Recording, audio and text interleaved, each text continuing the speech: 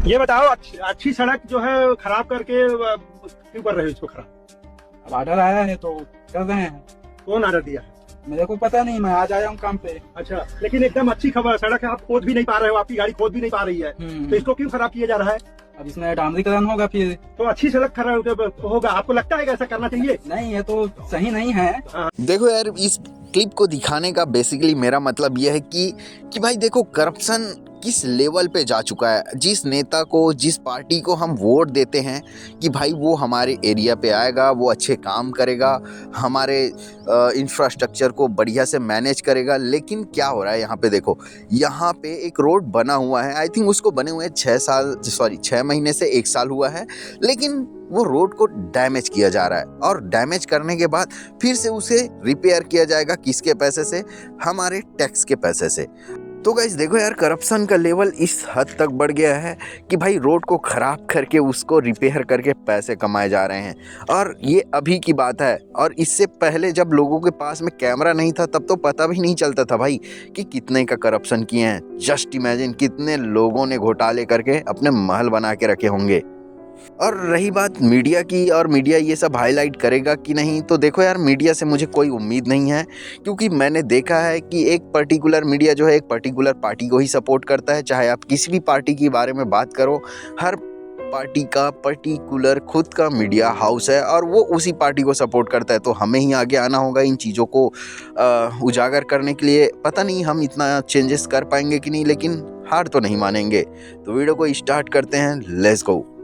30 years of anguish, 30 years of hopeless, 30 years of hate, 30 years of never, 30 years of maybe, 30 years of later, 30 years of fake, 30 years of अभी पूरे फाल पर चला रहे विजय का लाल लाल ये गुलाल, तुम ये सोच लो। अब देखो, यहाँ पे मैंने 2 तस्वीरें दिखाई हैं। एक तरफ है हमारे देश का पार्लियामेंट और दूसरी तरफ है हमारे देश के स्कूल्स। अब स्कूल की हालत आप लोग को बताने की ज़रूरत नहीं कि कैसी है। किसी जगह पे पानी भरे हैं, कहीं पे बैठने की सुविधा नहीं है, कहीं पे खाने तक का सुविधा नहीं है, कहीं पे आने जाने तक का सुविधा नहीं है भाई। और दूसरी तरफ आप देख सकते हैं हमारे देश के पार्लियामेंट, जहाँ पे हमारे सांसद बैठते हैं, हमारे एमपीज़ बैठते हैं, उस जगह की सुविधा और आप स्कूल की सुविधा।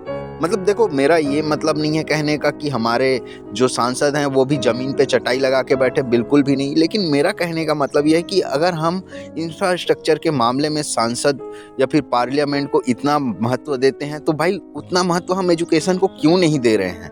अब इसका मतलब ये नहीं कि मैं किसी पर्टिकुलर गवर्नमेंट को टारगेट करूं कि फलाना गवर्नमेंट के आने की वजह से ये चीज़ें नहीं हो रही हैं।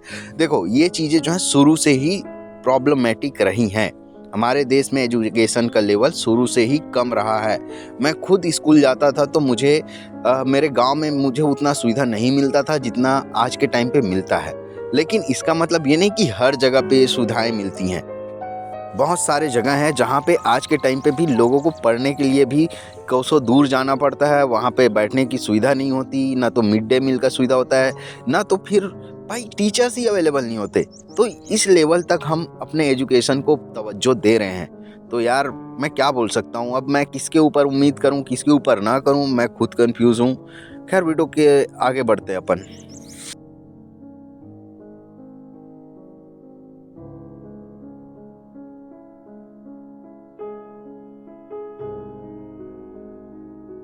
यहाँ पे वीडियो पे एक शख्स दिखाया जा रहा है जिसका नाम है विष्णु तिवारी। ये बंदा 20 साल जेल में था। अब आप लोग पूछोगे क्यों भाई? क्योंकि इसके ऊपर किसी बंदी ने रेप का केस लगा दिया था, वो भी गलत वाला। और ये भाई साहब जो है 20 साल जेल में थे। जस्ट इमेजिन यार, आपके एक गलत आरोप के चलते किसी की लाइफ बर्बाद हो सकती है। अब सोचो इस बंदे के ऊपर क्या बीत रही होगी। अब 20 साल तो उसका ऐसे ही बर्बाद हो गया।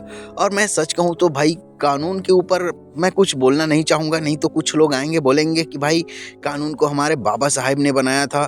देखो, मैं किसी के अगेंस्ट नहीं हूँ, लेकिन मैं बस यही कहूँगा कि हमें कानून में रिफॉर्म की ज़रूरत है। अगर हमारे ऊपर या फिर किसी के ऊपर कोई फॉल्स एलिगेशंस लगाते हैं तो हमें भी राइट होना चाहिए उसके ऊपर लड़ने का, चाहे वो लड़का हो या लड़की, उससे फ़र्क नहीं पड़ता।